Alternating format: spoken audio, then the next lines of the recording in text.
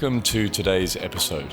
Today I got to sit down with Dennis Omila, the Chief Transformation Officer for Union Bank in the Philippines. We talk a lot about the importance of culture for transformation, but Dennis brought a whole new light to the importance of humility, respect, and self-reflection, but most importantly, the purpose of why we do what we do. This is a fantastic episode. I hope you enjoy. Can we start off with a little bit about you and your background and what sort of life experiences have got you to where you are today? I think, so maybe I'll start, when I got interviewed here at Union Bank. So I was thinking like, how do I let them know who I am, right? So normally I say, I just really wanted to serve people and love people. It's like, to me, it's about when you get to that level, it's self-forgetfulness or self-surrender instead of, still looking for, in my career, I want to progress, I want to do this, and all that. But my goal is always just to find ways of how can I help the organization. Does the organization have a deeper purpose, what it wants to do, so that, because that what's driving me to, do my best, wake up early in the morning, sleep late at night, sometimes sleepless nights. It's because you want to push forward. And is it true that you joined Union Bank with no financial services experience at all? Oh, yeah. I remember that day. So I was like, first day I joined, after the orientation, I was looking at the people. And those are like, they've been here for like 20 years, 15 years, some more than a couple, even in the, close to 30 years. And I was like, I can see in their faces, they're like looking at me, who's this guy, who's this young guy, experience in banking, etc. So that was really tough. That was challenging for me. But I think what resonated was when I told them, I'm not your savior. I'm not your messiah. I'm not here to, take you to the promised land, etc. There's no way I can do it. And I said, I won't pretend. I'm not a banker, zero knowledge about banking. But I know stuff. I know technology, so I know where I'm strong, but I won't pretend I'm strong in something I'm not. And I also know that the only way to get there is through you. And what I get from that are three main things that I'm sure we'll unpack throughout this conversation. But one is, you come across with some real genuine humility. And the other thing is that you're very self-aware of what you know and what you don't know, your skills and where you have blind spots. And the third thing is then to bring to that value, or to add to that, is people and the importance of people, which I'm sure we'll come to. But as you mentioned, you're currently in charge of transforming or going through a transformation with the bank. In your field, how do you define transformation? I think maybe if I can choose one word, it has to be profound in a sense, the transformation. But to me, transformation is not about you now have new technologies, you have new capabilities, but I think internally within the bank and to the clients also, if you're able to transform things. So, maybe the samples I'll use is we chose a different path. We were not growing our branch network nor our ATM network. So how do we compete in the Philippines? So we knew digital is our battleground. That's our battleground. That's where we will fight it out. So we introduced things like digital account opening, which is like when we did it, it was unheard of. We needed to understand the risks associated with it and all that. So it changed the way things are at UBP. Because we're not used to that, right? And we don't know how that is. But it changes also the experience on the client side. I think to me, that's what real transformation means. It's not, it's not bringing in new tech. Yeah. And you claim you've transformed. It's not identified as one thing. It's not picking up on a technology or driving a certain aspect of business performance or operational performance. It's the whole package is the way that you define that transformation. And you came into an organization that had a very strong legacy and tradition. How did you approach that? Were there things that you had to tackle or things you had to encourage? It was a challenge for me. Number one, I think they look at me as young. Number two, they look at me without banking experience, right? So but you need to drive the transformation and the change. So how do you do that? So there were a couple of things, but the first thing that came to mind was visually. Visually, we need to show that things are changing and things will continue to change. So I was talking to them about the concept of us, we need to work together as a team to reach our goal. And that means some of us will sacrifice a bit more, etc. and all that. So, but I just said, it's very simple. 7:45, you need to be there because we're going to take a picture. We're going to have a breakfast. If you're not in the picture, you're not in the picture. I started telling them to go home by 5:30. By mandate. It's like I need to force them because people are like addicted to work. It's ingrained in there. It's very hard that if you pull them out, they'll still try to do remote work, right? So the first thing I did was maybe, the leaders are making it difficult for them. So 5:30, I'll bring my bag. I'll go and pick up all the leaders and tell them to go down with me so that they can see the leaders there so that they go down by 5:30. And then we start, when you go out, we shut down your remote connectivity. It just rewires their brain. Yep. And then we started introducing the wow experience. Yep. So the wow experience was, I just told them, I met them and I said, you are going to deliver a wow experience at least once a month. That's what I ask for, once a month. And it all goes into your KPI. Yep. All of you have to deliver one. No one is excused, including me. It's not super complicated, but I think they began to realize that that's what it meant by working together as a team. By really, the real transformation starts with myself, that I can deliver those wow experiences is an individual transformation of, do I genuinely care about people? Yep. And about serving them, because that's the only way we can achieve real transformation. No, it's a great story, and I think people and teams obviously are sometimes reluctant to change given the way things have been done before, or being told that's not how this is done here. What tips and tricks do you have to encourage employees to become engaged in transformation? Since we're a creature of habit, there are three things that really drives people to change: too much suffering, too much fear, and too much love. And it has to be too much, right? So you need to understand it from a transformation perspective. If it's not too much, to them, they go back to their ways of working. So we were like, the term I think used in the corporate world is, what's the burning platform? Because the burning platform should either instill too much fear or too much suffering, fear of you're going to lose jobs because we're going to be irrelevant. So hopefully that drives people, right? So I remember the first part of our transformation journey is digitize or perish. That was our burning platform. And people are like, there's no future if you don't digitize, right? Yeah.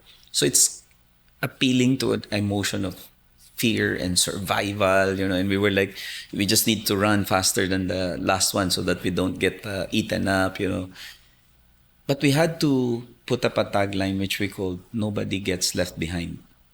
And I think that provided the psychological safety net for people that there's no way, because the platform's burning, we're going to perish, we're going to move, but nobody gets left behind. So empowerment of people to be able to take control of their roles and their own journey in the organization is key. And Dennis, it's clear obviously that you are very influential to your people and introducing things like wow experiences and being the sole marker of what is a wow experience. How important is your leadership team? And how do you, I've heard you talk about harmonizing leaders. What's that approach?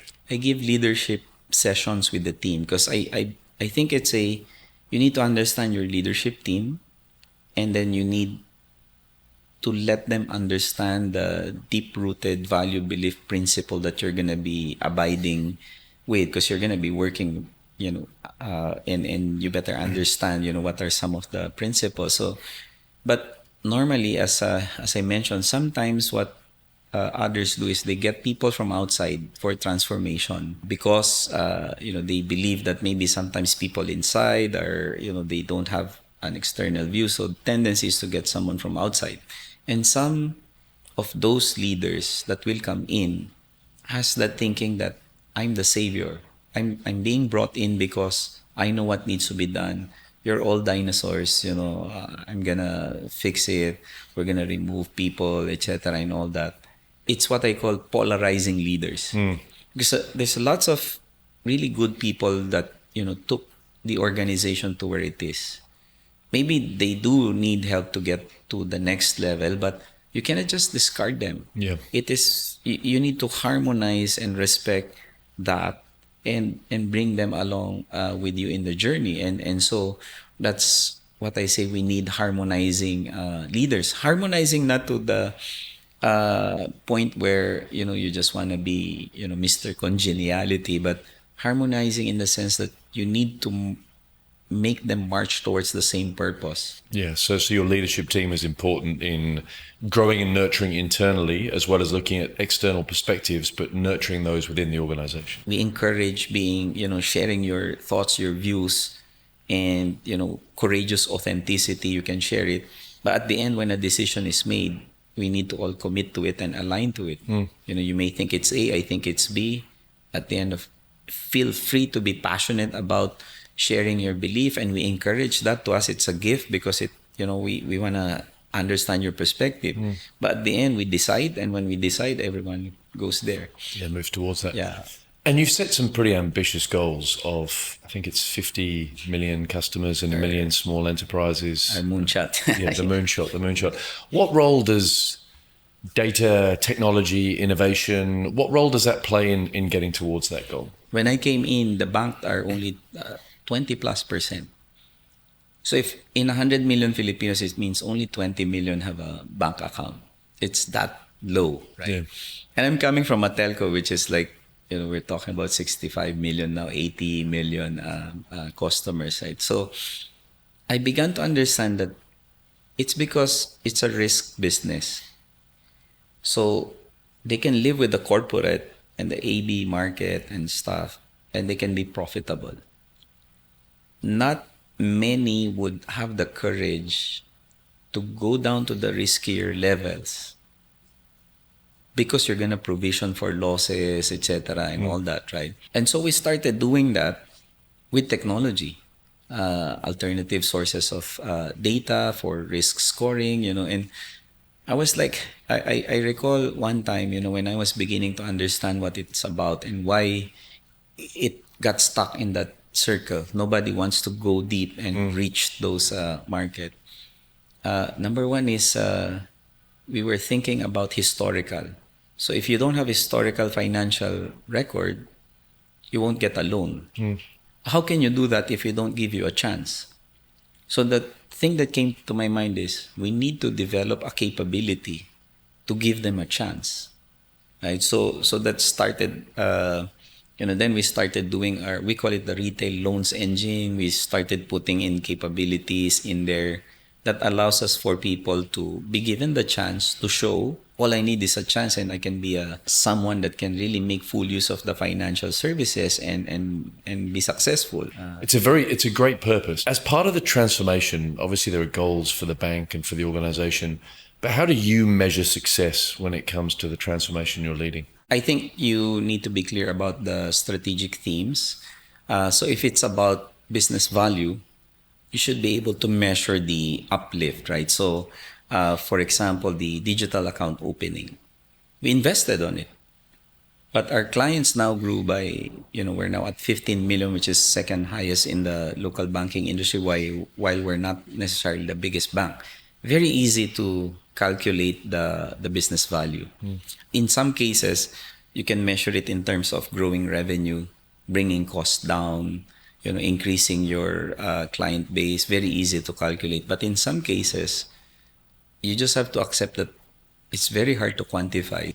So there are measurable KPIs, there are goals for the bank, but what you're saying is there are underlying things that maybe are right to do, or they're going to add value to the things that you're doing on top that are more financially related or sort of goal orientated to the bank. Some I think you have to rely on your gut. Like when we did the API and exposed it, that's a lot of investment. But we felt like that's the way to go to really help proliferate digital transformation. Eventually, we learned how to monetize it. And it was like, it became a significant source of revenue for the bank. And the bank was like, what is that? That's not a normal banking revenue. A test and experiment to learn and see what impact it may have. That's And Dennis, it's very clear that people are very important to you generally, whether that be your staff, obviously the people that you serve, or family, and you've mentioned that a lot in this discussion. You also came into the financial services industry from telco with no experience, as you said, but you had a very clear vision for the culture of the bank. Where did that come from? I just really kind of, in my experience, saw that it's working with people that really will drive, the transformation that you need. I felt like it was my natural tendency that, I like working with people, being in a team, and, like being proud about the things you've done together, things like that. And I think if I define transformation and success, and these are, and they were able to experience themselves that we can do it together. It's better to inspire a team, work with a team. Sometimes it's really hard when you're dealing with people, but sometimes that's also the most rewarding, when you're able to see people transform. So it's clear that of all the levers that you can pull in an organization, culture is very important to you, and people make up that culture fundamentally. How do you deal with people who are resistant to change? So if people are the most important, but they're not willing to change, how do you deal with that? At first, I was like, wanting to understand how to address that. And to me, it's like you need to develop, you need to get to the tipping point. So there would be the change agents, you work with them because these are just the types of people who, let's go, let's try something new, right? But there are a few. So sometimes what I'm saying is understanding why they're resisting the change. And if you take the time to listen, maybe there's something in there that we haven't uncovered that really makes sense, right? The way we kind of put it is, nobody gets left behind means you all get a ticket. But the train's gonna pass. You all have a ticket to ride the train. But if you're not there, sorry.